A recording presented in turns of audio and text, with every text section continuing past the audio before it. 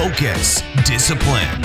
This is the Zero Excuses podcast. Each and every week, we talk to high-performing, inspirational athletes, entrepreneurs, and leaders. We ask powerful questions to extract their tools, strategies, and life lessons for you to crush your excuses, to break out of your comfort zone, and accomplish your ambitious dreams and goals. Here's your host, Kenyon Zitska. What's going on, everyone? Welcome back to the podcast. As always, have a great guest lined up for you guys. I don't think I'd waste my time having crappy guests on for you guys. So it should go without saying that all my guests are exciting and value packed. But anyways, today we've got Klaas van Oosterhout. Hope I said that right. As you can tell by the name, he is from across the pond. He actually lives in Spain right now, but he has founded the movement Fearless Fathers, where it's his mission to help fathers realize their full potential by destroying fear and supporting one another. And he is a very intense guy. I've known him for a very short time, but him and I have really hit it off, and I'm proud to call him a good friend. And I'm really, really excited to release this interview with you guys. You know, he's, like I said, he's an intense guy, and he's a no BS type of guy. So, but as always, I always have a couple quick reminders before we get into the meat of today's discussion. First, would greatly appreciate it if you guys head over to kenyonzitska.com/iTunes and drop us a rating and review. And while you're there, don't forget to also subscribe and share this with a friend or family member or even coworker who might need to hear the messages that we share on the show each and every week. Appreciate everyone who has dropped us a rating and review and subscribed to this point. I know your time is valuable, and it means a lot to me that you've taken the time to do that. Secondly, if you want to take these strategies, these tools, these tactics, and want to install them into your life to build out the habits and the discipline necessary to reach your goals and fulfill your ultimate vision, encourage you to apply to our discipline coaching program. You can do so at kenyonzitska.com/discipline. You'll be placed on a wait list at this point. Don't have any slots currently open, but if you want to be the first to be notified when a slot does open up, you can go ahead and fill out an application. You'll also still be able to schedule a time to talk with me one-on-one for a whole hour. You'll get that for free just for filling out the application, and we'll talk about some strategies and tools that you can implement right away, and also see if we are a good fit for one another to work together. You know, this definitely is not for everyone, and it's only for those who want to do the work, who want to invest their blood, sweat, and tears into the process of getting what you want out of life. So if that's not you, don't apply, but if it is you, definitely apply. You can also hit me up by email, kenyon.zitska@gmail.com, if you have any questions about that. So without any further ado, let's get into today's conversation. Klaas, thanks for joining me. I would love to say waking up early with me, but you're on the other side of the pond right now. So I'm the one waking up at 4:30 in the morning here on a Saturday to connect with you and, ready to rock this interview. How you doing, man? Doing good, man. Thanks for having me, first of all. And yeah, I've been awake for a while. I wake up pretty much at the same time as you do, except that, of course, there's about 6 hours difference between you and me. So by the time that I get up, you are still sound asleep. And by the time that you get up, then I am already wide awake and, tick things off of my my to-do list. Cool, man. So you are the founder of Fearless Father, and you're also big into Muay Thai and obviously a father yourself. But, give us a more detailed introduction. Tell us a little bit about yourself. Absolutely. So the project that I'm doing is actually called Become a Fearless Father, as what I am doing is taking fathers on the road with me to becoming fearless. And where did my journey completely begin? So I am Dutch, just in case people understand that my name is different and weird. It is. And right now, I actually live in Spain for the last 10 years at least. And I've actually been to the United States many times, Kenyon. You might not know this, but I've been there for 4 summers in a row. I went to 3 summer camps, and I went to work in Manhattan at a Dutch bank that had a branch there. For a summer internship, and I actually studied in WCU, Western Carolina University, in North Carolina, in Cullowhee, close to Asheville, North Carolina, for a year, and I did an internship for 6 months at the Asheville Citizen-Times, which I absolutely loved. I think Asheville is one of my most favorite cities of all times. So done that, and I moved to Spain for love, as most men do when they move far away from home. That went really well for a little bit, and then when I had to go back to the Netherlands for my job, she sent me an email saying that she wants to break up with me. So that was a tough time, and after crying and being emotional and not knowing what to do to either return home or not, I met my wife through Facebook. So that's pretty cool. People always find that weird, but yeah, we made it work. I was just reaching out to her like, hey, I'm looking for some people. I don't know anybody, and especially my Spanish wasn't that good. She speaks English, and we met and we started dating after a little bit, etc., etc. And we moved around Spain for a little bit. Now we have 2 boys, Diego, who's 5, and Alex, who is 2, turning 3 on the 24th of November, which is my birthday as well. So that's pretty exciting. And things are going really well. So as you mentioned, I love Muay Thai. I've been doing that for years. I actually have a business on the side as well, a website I'm recording to Muay Thai. Love doing that. I actually do that together with my mother. Wow. And we have something in common, of course. We got our mentor, Niji. He's been helping me out a lot, has made some big changes in my life working with him. And that all of a sudden clicked in me like, look, I want to help fathers become fearless and really, really get involved in the job or game of fatherhood. And I've been enjoying that ride. Like it's the best thing ever. And I had to. And the reason for that is, it's an interesting story as well. Yeah, definitely want to dig into that. So we were living close to Madrid, and I had my own gym, and I went bust. And I mean bust. I lost like 15 to 20,000 euros. That's about like, let's say $22,000. And, I had to do something. But of course, my Spanish is good, but not as good to get a job that I wanted. And then I was looking for international jobs. So we almost moved to England. However, the company that was interviewing me was in Barcelona, and they were asking me like, why would you want to go to England since your wife and your kid are here in Spain?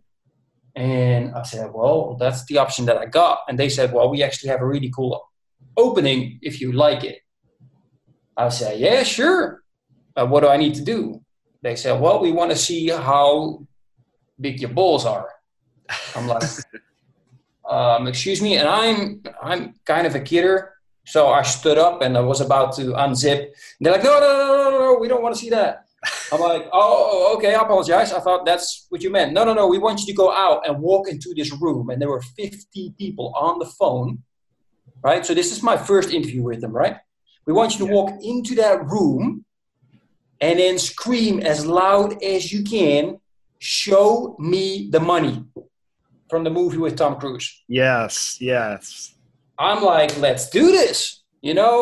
I got real cramps in my stomach. And of course, you with your Zero Excuses business, that's one of the things like the excuses coming up like, no, man, you can't do that. They're on the phone.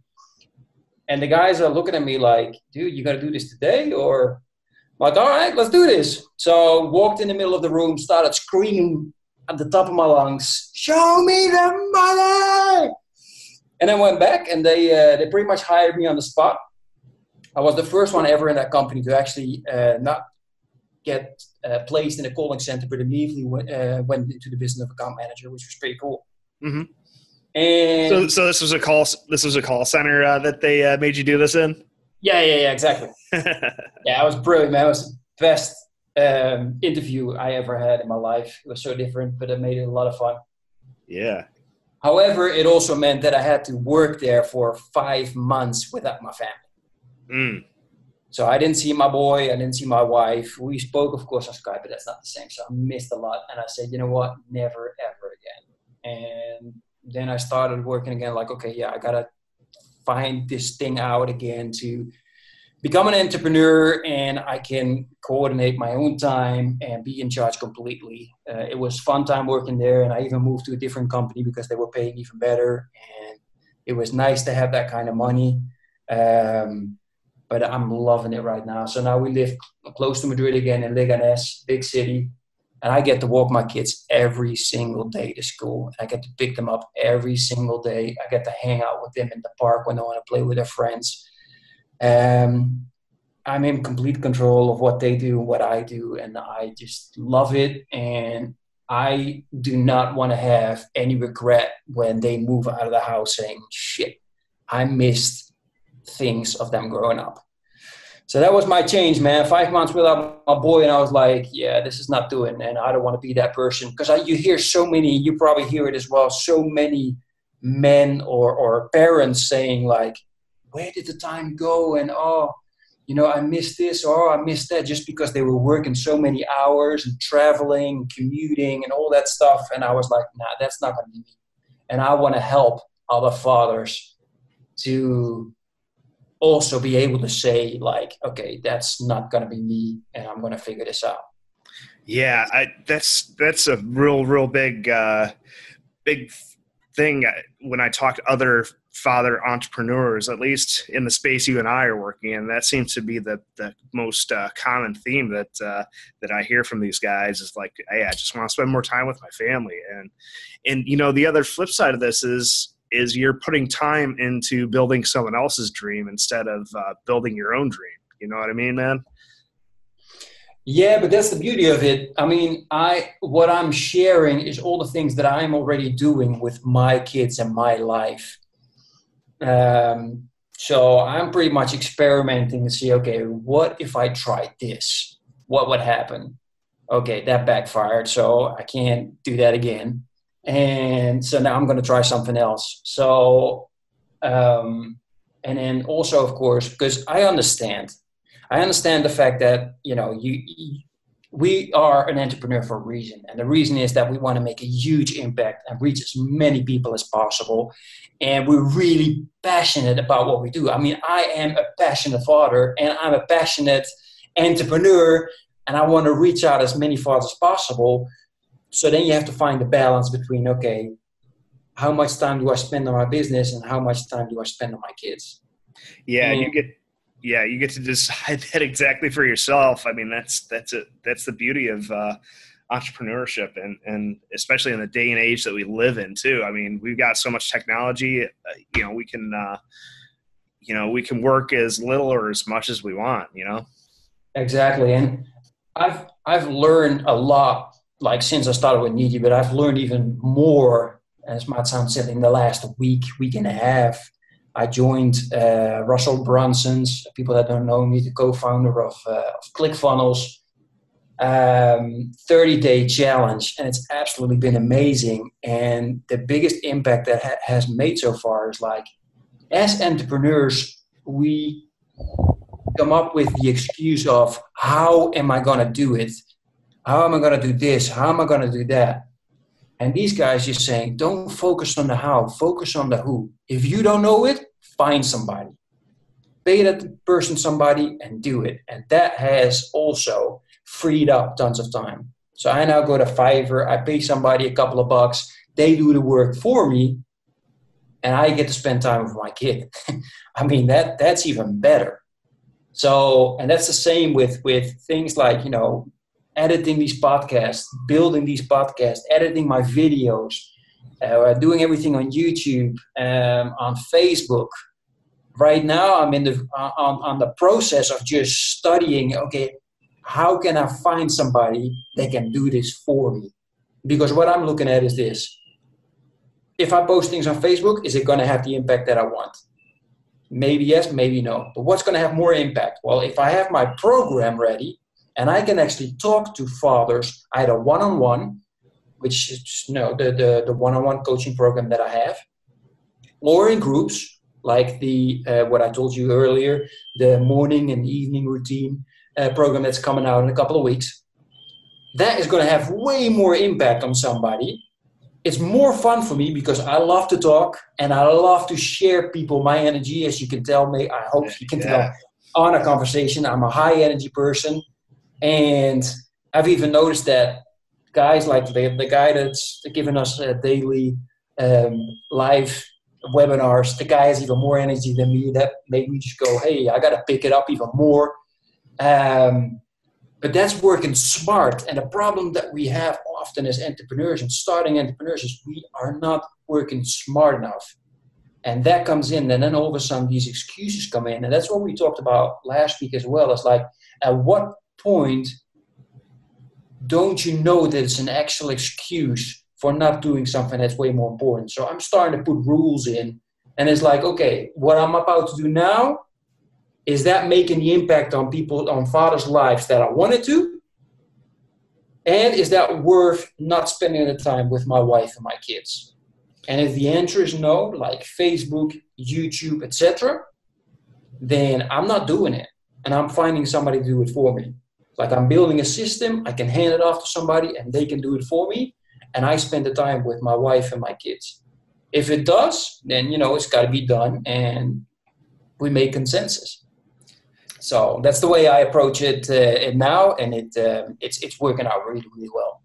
Yeah, that's a huge mental shift or a huge breakthrough that I think a lot of people fail to make, is they don't put enough value on their own time, so they get bogged down on these minute tasks that while they're important, your time is definitely better spent in other areas, and you have to find your point of highest contribution. I'm stealing a bit of a line from Essentialism here, Greg McEwen. I had him on the podcast before, but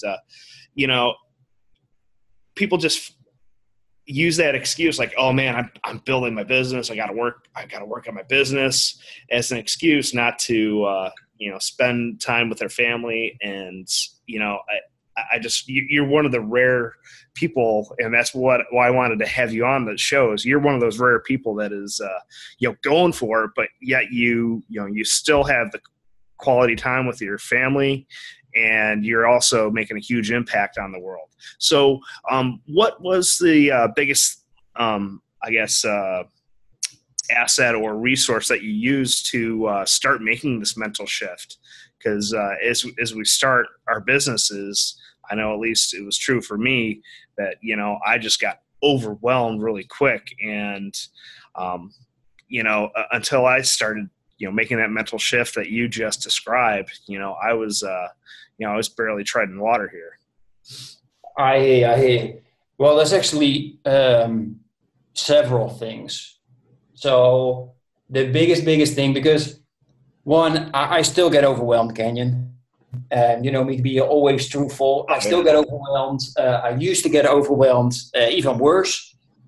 And I've been trying, and now finally there's coming some success, but I've been trying this entrepreneurship for pretty much ever since I got out of the university, and never successful. And well, as I mentioned, like the worst side of it was losing that much amount of money, which hurt me, and that cost me a lot of time and energy to come over and say, okay, yeah, I got to try it again one way or But the biggest shift was finding that mentor and taking the leap of paying somebody a vast amount of money to help me out.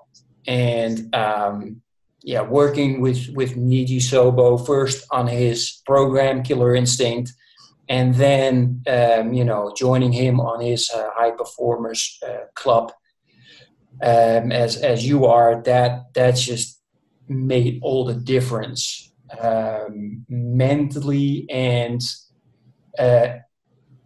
my environment. Because of course your environment, and especially the people that you have around, and the people that are going the same journey or walking the same path, maybe they're a little ahead, maybe they're a little behind, but they have the same goal. At first, it's not that easy to find those people, because as entrepreneurs, when we start, most of the time we start from a position of having a job and having an environment of everybody believing that they have a safe position of, I don't know how they get paid in America, but here they get paid a month. So you get your monthly check and you get your bills, and you think you're safe, which here in Spain, people quickly found out a couple of years ago that nobody's safe, and tons of people lost their jobs, their houses, their cars, everything. Everything was absolutely horrible here. And thank God it's picking up a little bit. But, it's easier to then say, look, I'm just going to try this entrepreneurial shit, because then I am completely in control. And yes, I'm going to fail. And yes, there's still always a possibility that it busts, but the journey is so much more fun. So that's on that side. And on the other side, like mind shift and body, like I was out of shape at a while, even though I was doing a little bit of Muay Thai. But I got out of shape because I just wasn't paying attention to my body, and I wasn't paying attention to my mind. So I started, with the help of Niji's program, building a morning routine and an evening routine, and actually some things I do during the day that completely fit with me as a person, my energy level, to also make the shift,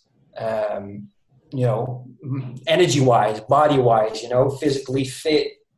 So I got a very extensive morning routine, and I went from waking up at like 7 and sometimes 8, 9 o'clock in the morning, or even going to bed when I dropped off the kids, to waking up every morning at 4 o'clock and going through my routine like crazy and just be fired up, and having everything done, from like crazy things like meditation that I'd never done before, deep breathing exercises, what else? Reading books. Dude, can you imagine that my parents had a house full of books? It almost looked like a library, and I didn't touch any of them until like last year. So we're talking about 39 years of hardly reading any books.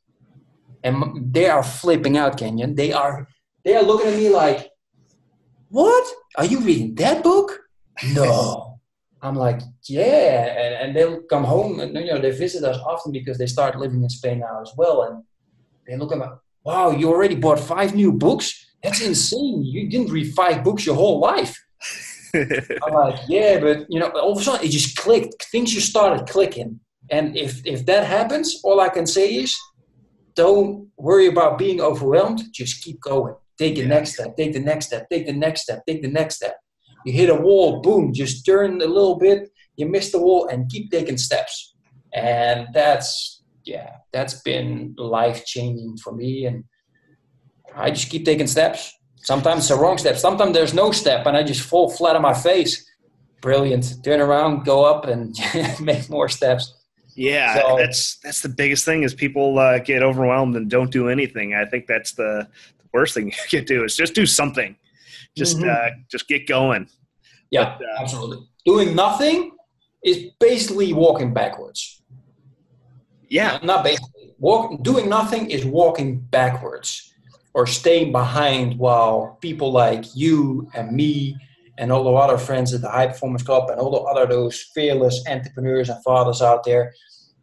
Dude, man, take steps. You don't have to run, but just take steps. I mean, if you can run. Take sprints sometimes. But remember, it's a marathon, and sometimes you make leaps.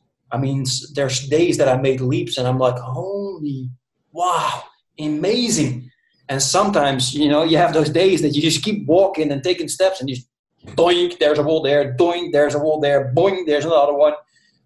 Hey, it happens. And then you need guys like you, or you help me with a couple of things on your podcast, your morning thoughts that you share, and I just see you mentally coming in with a big hammer and just smacking away a wall for me. And that's the key as well. Don't be afraid to reach out to people. Don't be afraid to listen to others and change your opinions, even you were very strongly about your opinion. Listen to others, take from it what you can have, and apply it. Even if there's been some things, I was like, nah, man, that's not me. That's not me. And then, the next week, Niji, of course, asked, like, hey, did you guys do this? I'm like, nah, man, I didn't do it. It's not me. He's like, why not? It just doesn't feel like me. Just try it. No.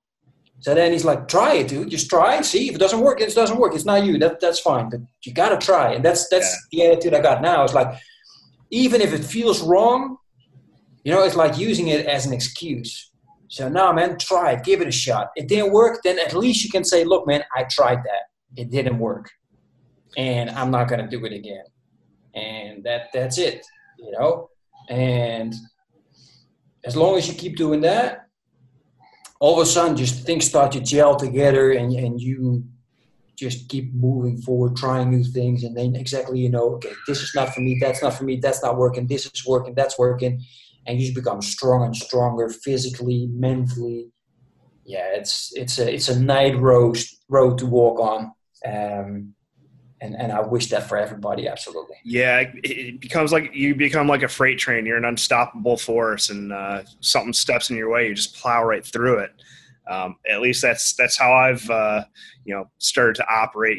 When we start being intentional with our time, we start becoming intentional with what we feed our minds.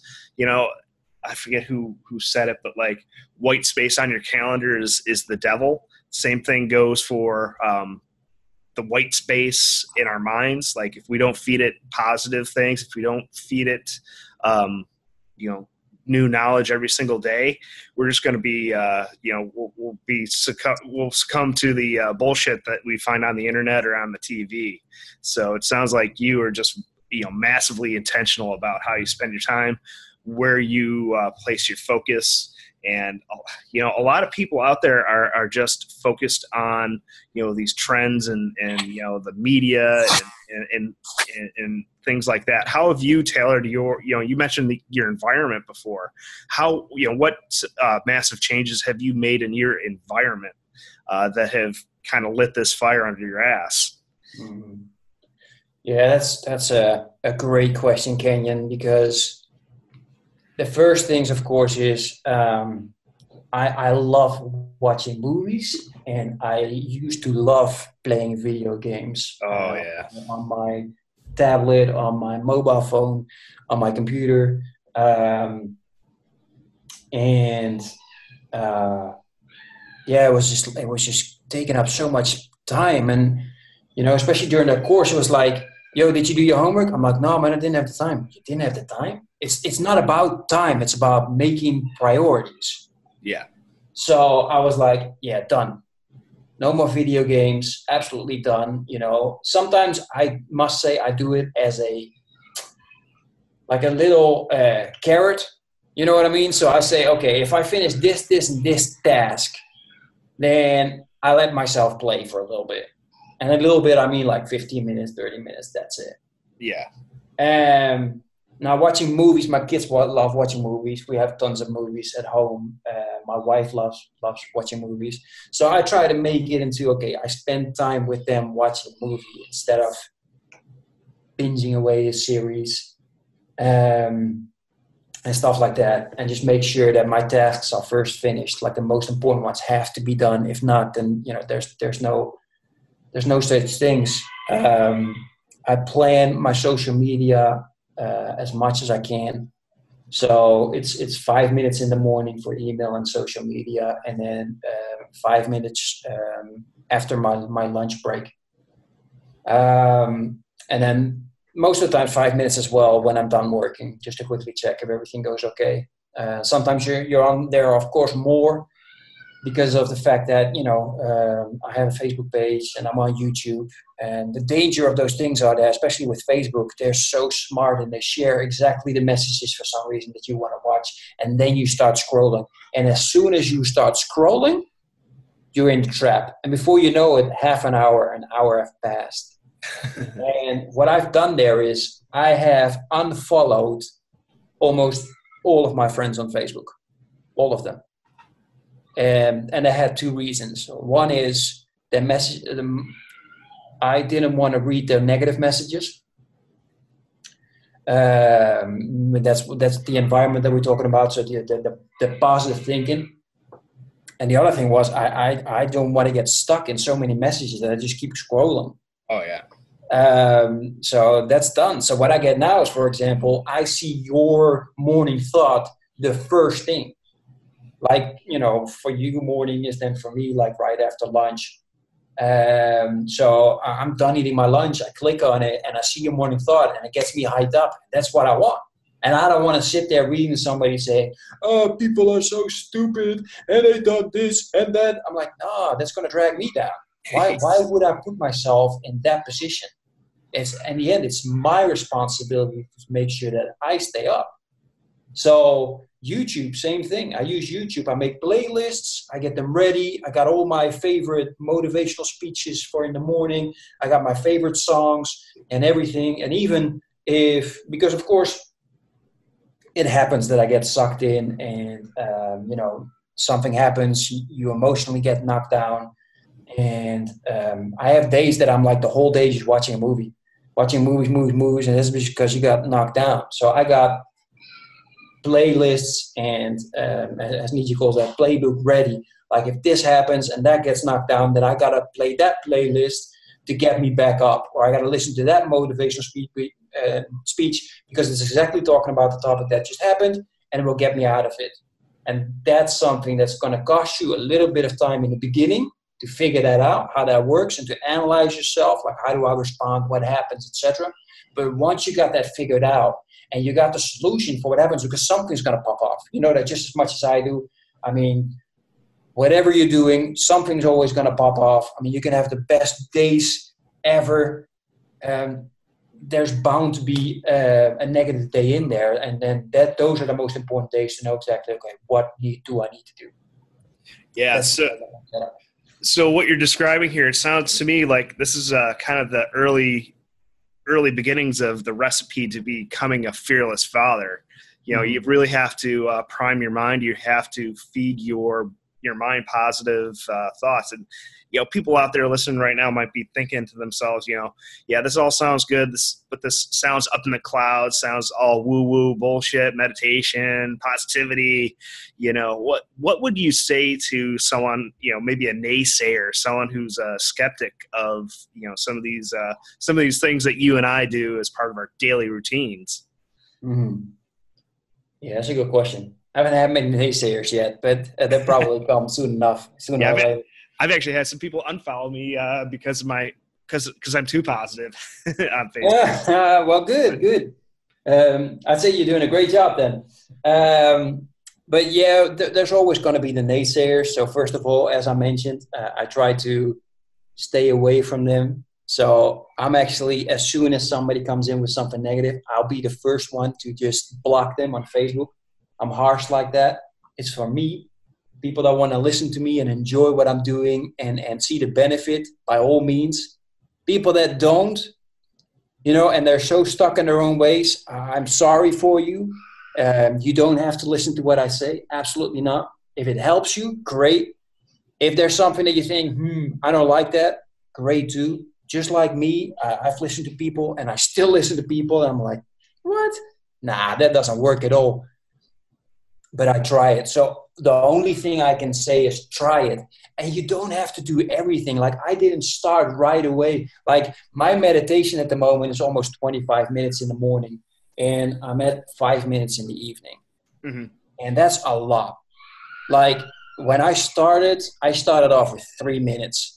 And that was 1 minute of box breathing, 1 minute of the 4x4 breathing, and 1 minute of meditation. And that's it. And that's how you start. You try things step by step. Like, you can't think of somebody like, see, the biggest problem that we sometimes have is that we look at somebody and then think like, wow, they're all in the clouds. But you got to realize that, one, for us, we're not in the clouds. But two, we have walked many steps and we've done many things hands-on to get us to where we are. And the only way you can achieve the same thing is by doing just that, taking the step. And sometimes you listen to somebody and some things you don't care for and other things you do. Then start with the things that you do care for. Like, if you, for example, right? So you're in a negative rut, which I can understand. We all get there. And it's absolutely normal. You're probably watching too much news and watching too much Facebook, because all you see there most of the times is negative. So, that's thing number one, which is fine. And then what you need to do is realize, okay, where am I at now, and where do I want to be, and what is the first step that I need to take? And if that first step is, for example, okay, instead of going on Facebook, I'm going to go for a walk for 5 or 10 minutes. Just doing that change, and then that will help. And you do that every single day. So you walk for 5 minutes every single day. And then all of a sudden you're like, but wait a minute. Kenyon mentioned to me that, he listens to this one dude that really hypes him up and gets him all like motivationally sharp and energetic. Why don't I go search that person out? Or why don't I download Kenyon's latest podcast, right? And I put that on my phone, and I put my headset in, and I go in for another 5-minute walk. But I'm listening to Kenyon at the same time. So now you're multitasking at the same time. You're physically improving yourself, but you're also mentally improving yourself. Plus, the things that you're picking up from Kenyon, those are freaking fantastic. So then you hear some things like Kenyon is saying, like, he does this thing in the morning where he drinks a lot of water, for example, first thing he gets up. Or like I do, I brush my teeth first thing in the morning with my opposite hand, because I learned that actually is better for my brain. And you're like, you know what? I'm going to try that. And that just gets the ball rolling. And as soon as you get the ball rolling, you're still going to have those negative moments and you feel blah. But every single day, you're going to get a little better. And every single day, you're going to get a little better. And you get a new thing. And you get a new little thing. Now, you can take a road and find a mentor or find a program, like the program you're doing you're doing at the moment with Brandon, or maybe you want to join my program coming up in a couple of weeks in regards to morning routine. Then you just make it a leap, and that's great too. But if not, then all I can say is keep listening to those podcasts, keep taking those advices, and implement right away those little things. Pop, pop, pop, pop. Yeah, implement the little things, but you don't have to implement everything. Yeah, exactly. But why would you? I mean, that's the one thing. If you can, great, go for it. But most people can't. Like, I've made that mistake so many times, Kenyon, where I got injured or I didn't train for a while. And then I went back to the Muay Thai training, and I did immediately 2-3 hours of training. And what happens? In a week, I'm injured again. In a week, I'm like, nah, man, this feels horrible. I'm not going back ever again. So then again, you're not training for 2-3 weeks. Why not start slow and build it up and then push yourself, yes, but don't go all crazy, because most people, when they go all out, all completely crazy, they stop after a month, 2 months. It's the same with the New Year's resolutions. Oh, I'm going to do this, and I'm not going to do that. I'm going to do this. I'm going to stop smoking and stop drinking and da-da-da-da-da. And even when the bell rang, they're already with champagne in the hand, smoking a big cigar. I mean, no, man, go step by step. If you smoke a pack of cigarettes, then take the easy route. Either take the program to stop right away, which I recommend, But if not, then just go step by step. You smoke a package, try to smoke, I don't know, how much are there? I don't smoke, so I have no idea how many there are in a cigarette package. But let's say there's 20. Smoke 19, smoke 18, and gradually make it down. Cold turkey works better, I think, but you know what I mean? So just as long as you move forward, you're on your way. And then you keep reminding yourself, I'm on my way. I'm on my way. I'm on my way. And yeah, find examples as well. Like I just stopped for a second and looked around. Like I got pictures here of, I got Van Diesel, I got Nietzsche, I got Bruce Lee, Dalai Lama on my wall. Will Smith is a great example for me. The Rock, Dwayne Johnson is freaking insane, energetic, fit. And you keep reminding yourself, I'm not there yet, but I just keep plowing away until I get there. Yeah, man. So I want to back up to one thing you mentioned. You mentioned brushing your teeth with your opposite hand is good for your brain. Let's dig into that a little bit. That piqued my curiosity because, I brush my teeth every morning. I never thought about what it would do for me, with brushing with the opposite hand. What's that all about? I hear you. Me neither, by the way. But that's the great thing when you're moving and you keep searching for things. Like the beginning is rough and you take the small steps, and that's my advice. But at a certain point, your small steps are just not going to do it anymore. You start taking bigger steps. Because what you're trying to do is you're trying to keep pushing towards reaching the obstacles and the challenges in your life as fast as possible, so you can solve them as fast as possible and take the next leap, right? Yeah. Yep. So I came across like, okay, I'm reading now, but I read so incredibly slow. It's actually pissing me off. And like I'm hearing these guys saying like, oh, I read a book a week, and I'm like, dude, I'm like suffering trying to plow through this book in a month. What's wrong with me? So that's a big obstacle. As soon as you start thinking that, lights have to go off, and it's like, okay, that's my obstacle. That's fine. Klaas, I can live with that. Don't worry about it too much. However, look at resources on how to improve my reading skills, right? So I stumbled into Mind Valley and a guy called Jim Quick, which is like the biggest brain expert at the moment. And they had a course. And I decided, you know what? I'm just going to take a gamble, take the course. And I thought it was mostly going to be focused on speed reading and containing better the information. It wasn't. It was completely about your brain. And he takes you through, I think it's like, actually also might be like 30 days or something, where they take you through it and they teach you every single day new things that you can apply in your life. And one of those things was brushing your teeth with your left hand. And the reason for that is that you're so used to brushing your teeth with your right hand that you don't have to think about it anymore. As soon as you start brushing your teeth with your left hand, you become really conscious because it's something new. And doing something new that apparently, and I don't know any technical terms, by the way, but it just rewires or makes more wires within your brain that started connecting, which of course is good because it improves your brain capacity. Now, that's one of the things. The other thing, for example, is he mentioned juggling. Like start juggling. So you should take lots of breaks during your work. And if you take a brain break, as he calls them, start juggling. Start picking up juggling. Because that's apparently really good for your brain as well. He also mentioned like do exercises where, for example, your right arm goes to your left knee and vice versa. So you change that up. So then you're exercising, but at the same time you're exercising your body, exercising your brain. So I just started implementing it, and now, I made it part of my morning routine. Drink a huge glass of water, as he mentioned, and brush my teeth with my left hand. Now it's just integrated. Yeah.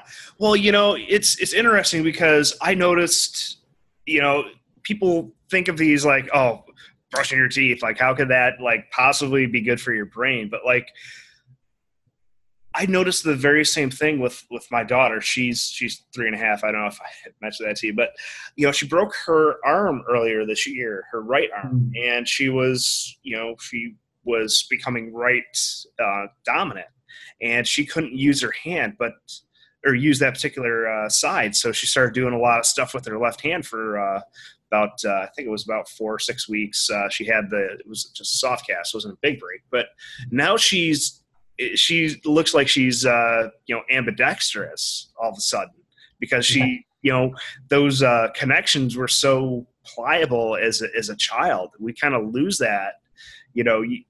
There's that old saying, you can't teach an old dog new tricks. I think that's complete bullshit, because we just stopped learning. We stopped having that that childlike attitude. That was beat out of us by society or maybe our parents, but we lost it somehow. So if we can start to rekindle that somehow, I think that's the key to longevity too. Keeping these, keeping learning, keeping on our edge. I know I'm going off on a tangent here, but it's just really interesting. And I didn't want to gloss over that fact, because, I think what you're trying to do, or what I'm trying to do, keeping those, keeping our minds active and fresh and always open-minded to new information is key to not only success, I think to a long, enjoyable life as well. Absolutely. Yeah, it absolutely does. And that's what Jim Quick also mentions. It's doing those kind of things will help you not get dementia, or get dementia at a much later stage, or Alzheimer for that matter, etc. He mentioned that was a big thing for me, is that actually only 1/3 is genetic, and everything else we can still manipulate, so to say. So that for me was a big thing, saying like, hey, I got to try these things that he's talking about. And so far it's been a blast. I've been enjoying it. I read faster, so that's nice. I can now say that I can finish a book as well. Not all books, because I'm trying to read Awake the Giant Within from Tony Robbins. That's going to take me a while. That's a big book. Yeah, that's a heavy book. All of his books are heavy, but one tactic that I've employed is I get the audiobook and the hard copy of the book, and I listen to it and read it simultaneously. So that's helped me speed read. I'm able to get through a few books a week now. I mean, depending on the size. I'm sure if I do a book like Principles or Awaken the Giant Within, that'll probably take me a while. But yeah, man, I too was very frustrated at the rate at which I read. Like you, I went a long, long time without reading books. I barely, I read a few like fiction novels and stuff in high school, but after high school, I can't remember if I even picked up a book until recently. So, man. The thing is also, and that was my mistake as well in the beginning, I was so obsessed with other people saying they were reading in a week that I completely forgot, like, why am I reading the book? Like somebody said, oh, this is a great book, like 50th Law, for example, from Robert Greene and 50 Cent. I read it twice, and this is because I made the mistake the first time. I was reading it so fast just to read it because people were talking about it and mentioning it, and that I completely forgot why. Like the thing is, why are you reading the book? That's the same thing where it always comes down to is, why are you doing what you're doing? And if you're reading the book to just read the book, then what's the point? Might as well not read it. But if you read the book to find out some certain things or answers in regards to challenge that you have, for example, then yeah. But does it really matter? Like sometimes you just read a book and you read 10 pages and all of a sudden it just clicks and you're like, ding, ding, ding. Then first focus on that, implement that, use it, and then continue. You know what I mean? But we sometimes too focused on, reading the book and finishing it. But if you then don't do anything with it, then why did you read it in the first place? Just to read it? Yeah, and then also people don't implement what they just read. They just check the box and say, yeah, Kenyon or Klaas told me to read this book. Check, done. I read it. Yeah, that's great. Well, somebody was actually saying, and that was a pity, but I had a live interview after hours. It was actually last Thursday, and the guy was mentioning is like, buying a book for like let's say $20 is great, but that means you will do learning for $20. While if you go to a course of like what, let's say $2,000 or maybe $5,000 or $10,000, you're going to learn for that amount of money because you're like, holy, I paid a lot of money for that, so I got to study, which is a pity because the book, I mean, I got a couple of books in here that, man, they've been so valuable, but the only reason why they've been so valuable is because I took the lessons from it and step by step, either did some sort of program that they had or took out certain messages. Like Russell Brunson came out with 2 books, .com Secrets and Expert Secrets. I've read .com Secrets a couple of times, and then just take out the things and start implementing them, start doing them.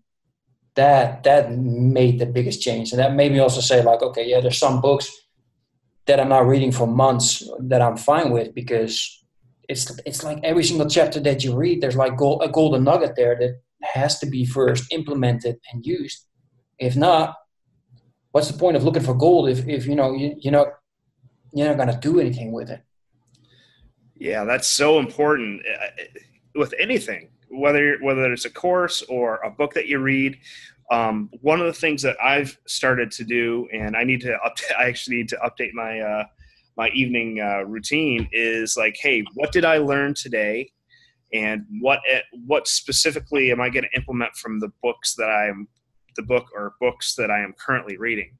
So I need to turn up the heat on that, and hey, just implement one thing per day, and that's going to move the needle so much for you.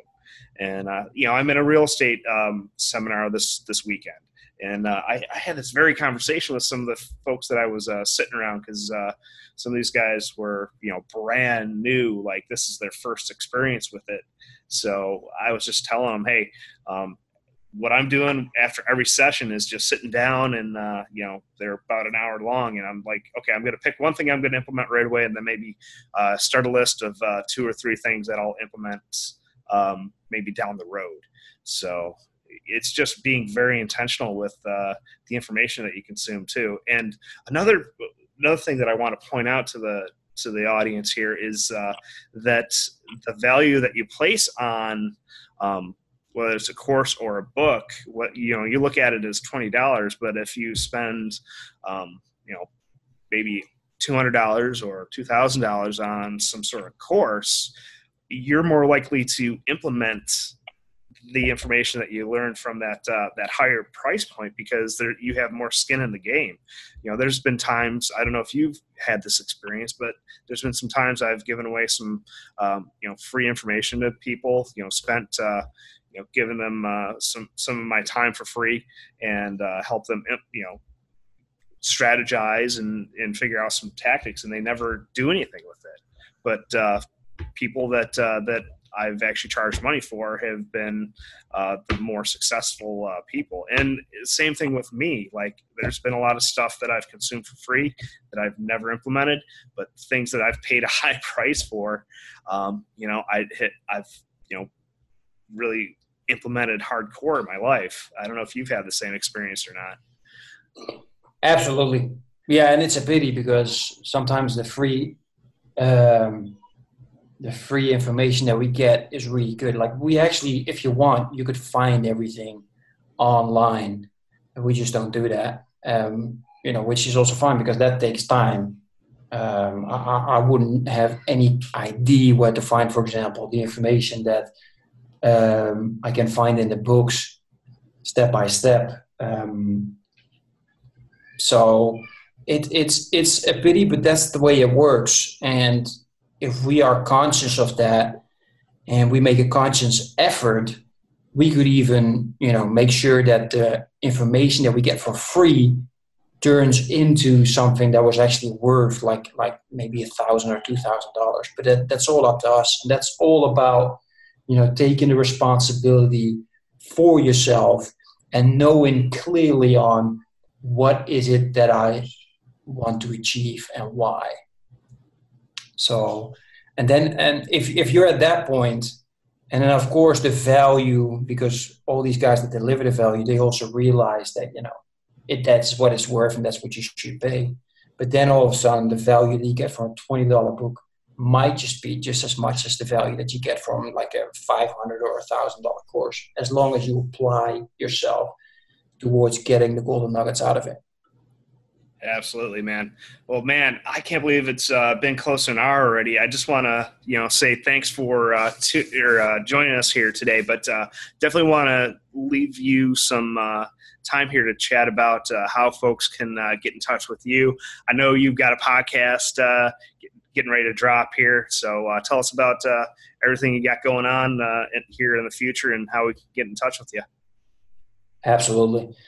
And yeah, I got tons of things going on. That's why I keep saying, man, I also get overwhelmed. I got a YouTube channel, Become a Fearless Father. I got all the live interviews that I've done so far. On the 5th of November, I will be doing my 20th live interview, which I'm stoked about. So it's going really fast.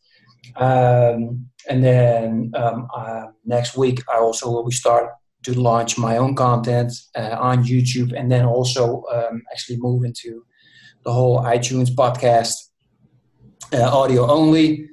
But I can't say yet what's going to call the nothing. Nothing is set up yet, so we're still working on that. You can find me on Facebook as well, Become a Fearless Father. You can go to the website, becomeafearlessfather.com. And yeah, my email address is my first name and last name completely together at gmail.com. If you have any questions, I'll be happy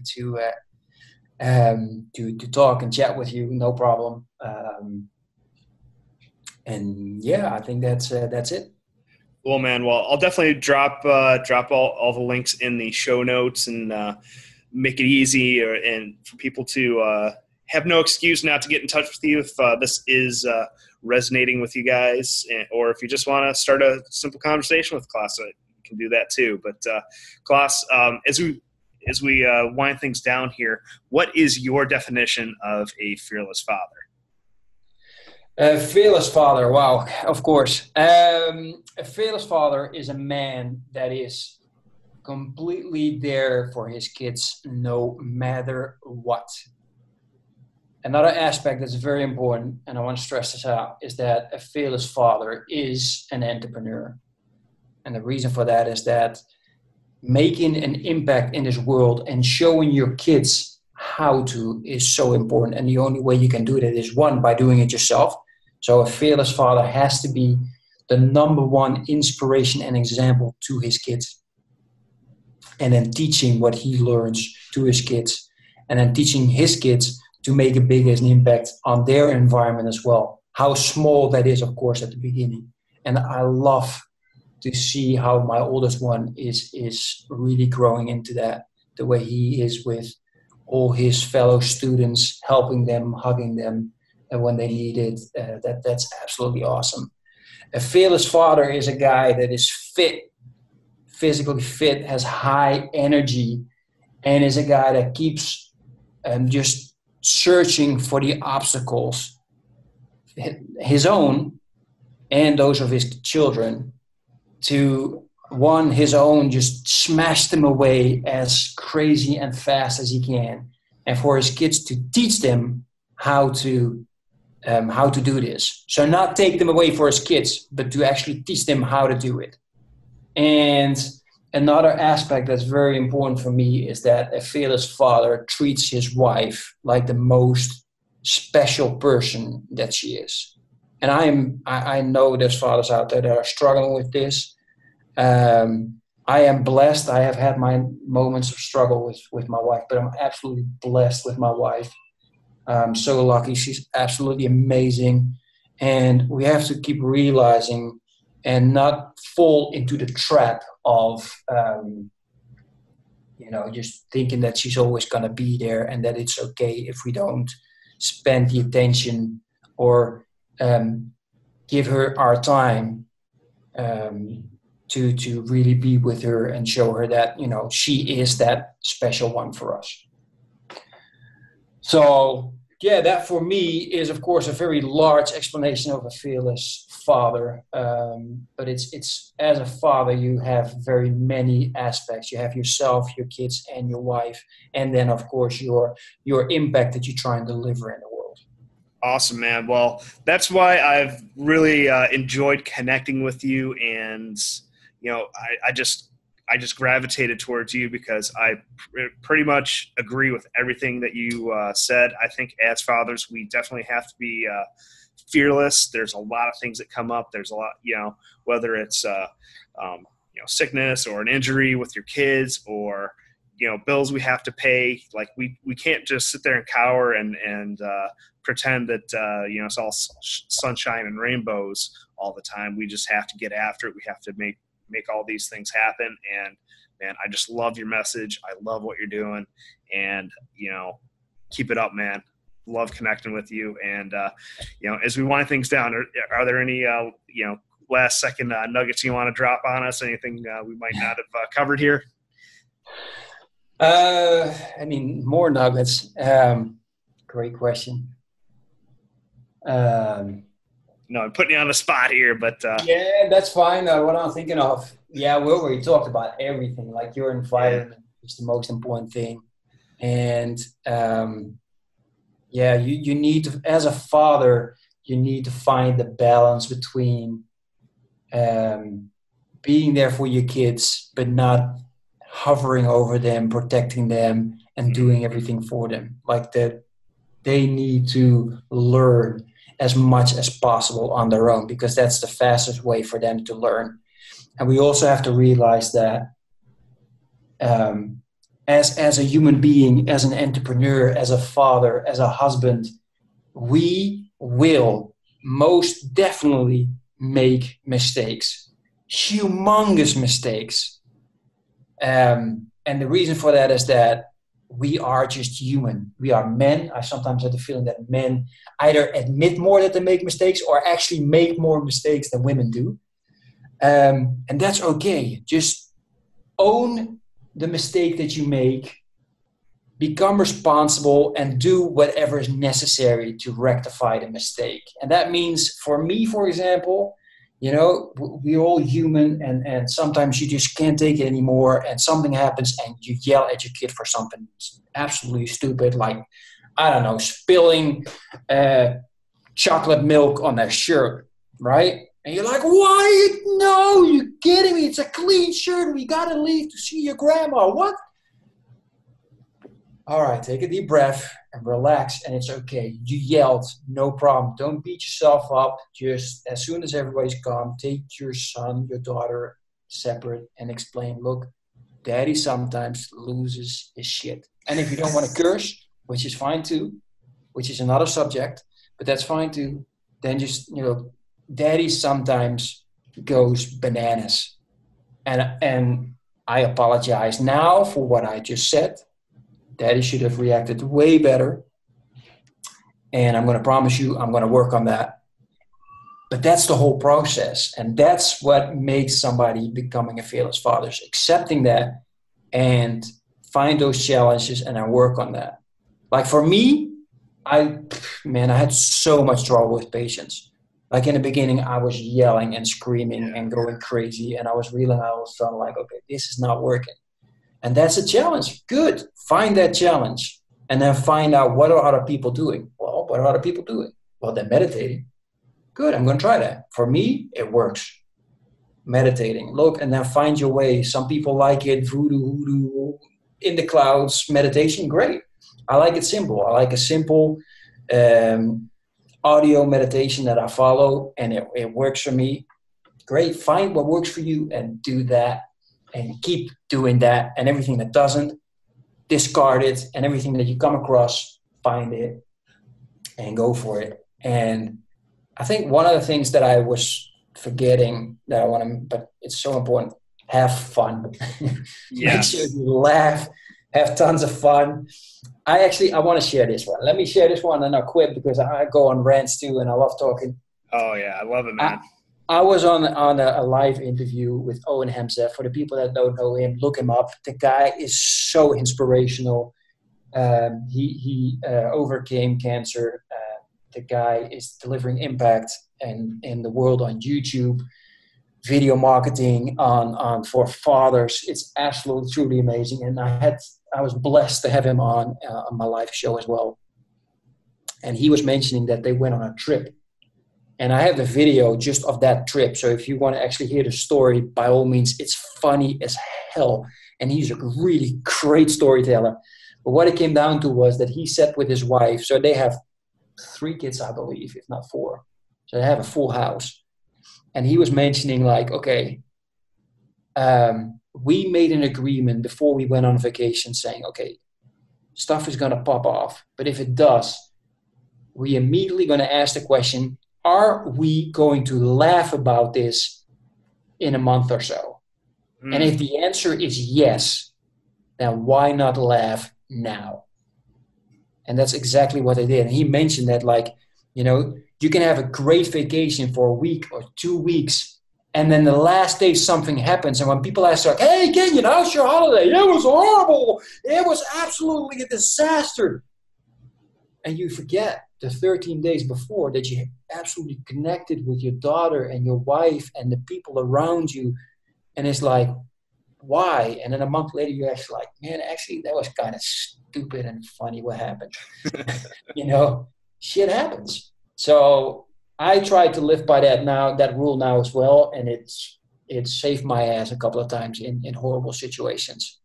Yeah, sometimes we blow things out of proportion, and you know, it can be cliche sometimes, but it's so important to just take a step back and just focus on the things that really matter the most.